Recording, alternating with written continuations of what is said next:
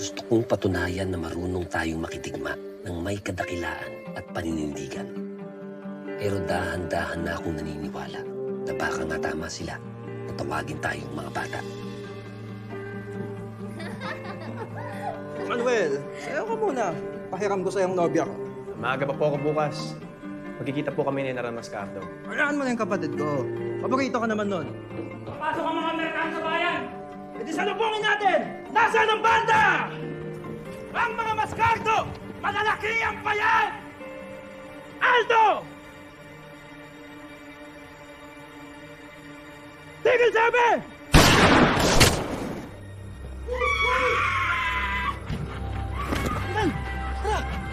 Dahil madalas, ang sigasig natin ay sumisilakbo pero mabilis ding naglalaho.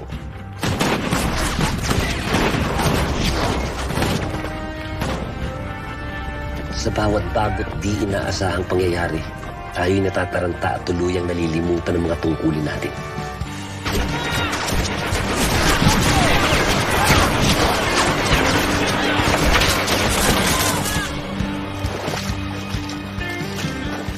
Mas unang pipiliin ang ginhawa kaysa sariling dignidad. Ito na nga marahil ang tanda ng ating asalpatan. Mabagyo kaya? Mabagyo kaya? Mabagyo kaya? Ang kamaul!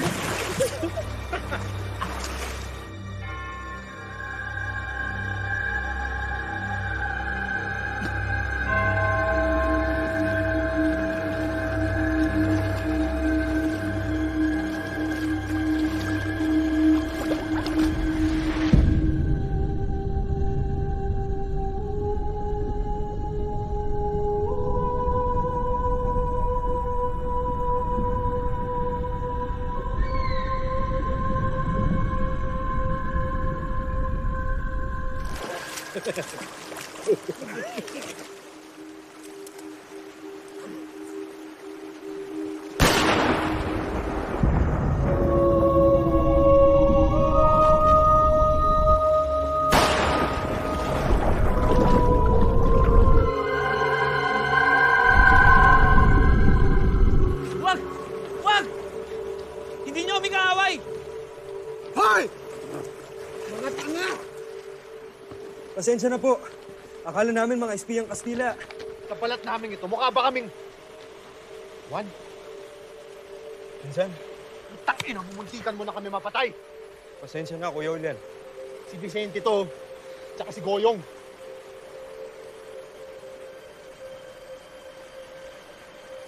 Goyong!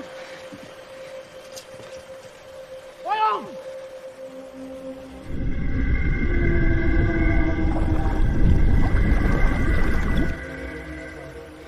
Tinamaan ang kapatid ko.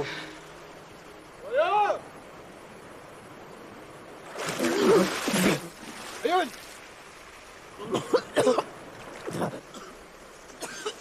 Liga, liga, liga!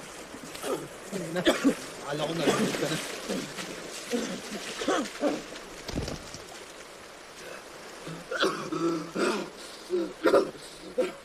Mamatay ako. Buhay na buhay ka, Goyo! Mamatay ako. Ginahon ka.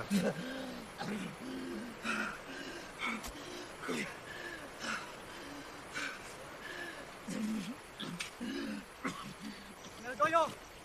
General! Nandito ba si General Goyo? Ano yun? Pinatutungo ang General sa Bayambang upang doon magtipon. Ano nangyari? Mga Amerikano, umabante sila mula sa iba't ibang dako. Hawak na nila ang Tarlac. Sumuko na rin ang San Fabian.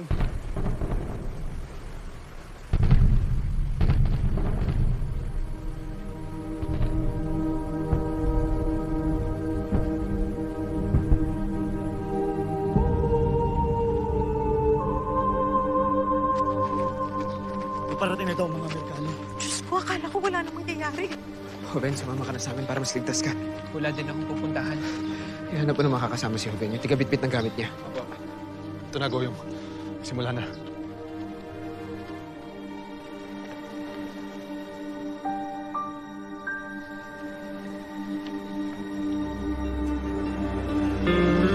Dolores? Nilalagyan ka ba? O wala? Panyo mo na lang. Mauna na ako sa loob. Tutuloy ka ng Bulacan. Kailangan ko yung... Tandaan mo kung sino ka. Maraming salamat, Hoven. Mag-ingat ka. Kayo din. General Goyo, galing ko kay ate.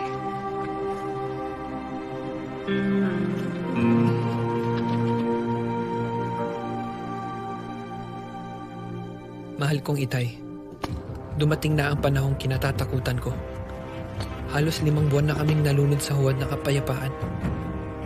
Ni walang naghinala na may ganito kalaking pagsalakay na paparating.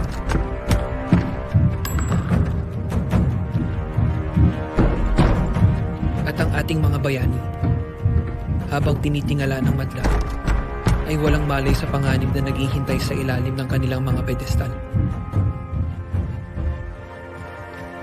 Hindi ko na alam kung anong mangyayari sa amin, Itay. Pero ang tiyak ko, hindi na namin kailangan ng mga bayani. Kailangan na namin ng mga sundalo.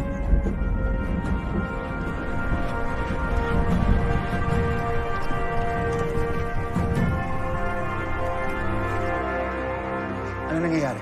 Ang Presidente at General Goyo.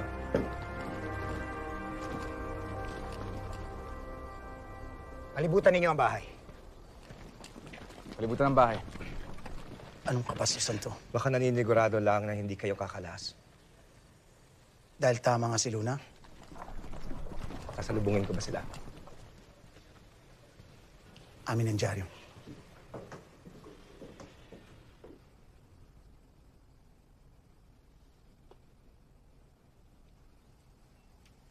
Maupo kayo, mga Ginoo. Sinalakay na ng mga Amerikano ang Tarlac. Malalaking pwersa ang dumadaong sa Golpo ng Lingayen at may isa pang papasok mula sa Timog. Narinig ko nga kaninang umaga. Kailangan magbago tayo ng estratehiya. Dapat ay kumala tayo sa iba't ibang rehiyon para hindi alam ng mga Amerikano kung saan sila tututok. Sa bundok kami magtatago, Guerra de Guerrillas. Narinig ko rin ito dati.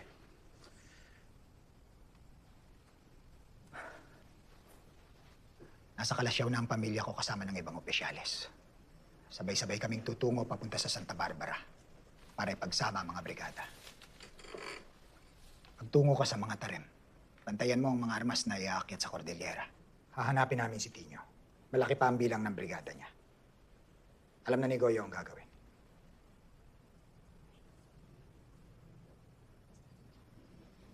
General, kailangan na nating magkaisa. Tama po kayo, Senyor Presidente. Masusunod po ang utos niyo. Pwes,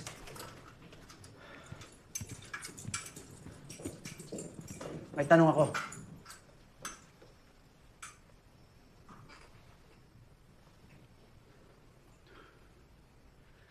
Alam niyo naman tapat ako sa pinaglalaban natin. Isa lang kalaban sa mga mata ko. Kaya atin-atin lang, General sa kapwa-General. Ano ba talaga ang nangyari kay Luna? mabuti naman at alam mong may pinaglalaban tayo dahil lahat ng desisyon ko ay dala ng pangangailangan. Ilagay mo ang sarili mo sa pwesto ko at mamili ka. Si Luna o ako.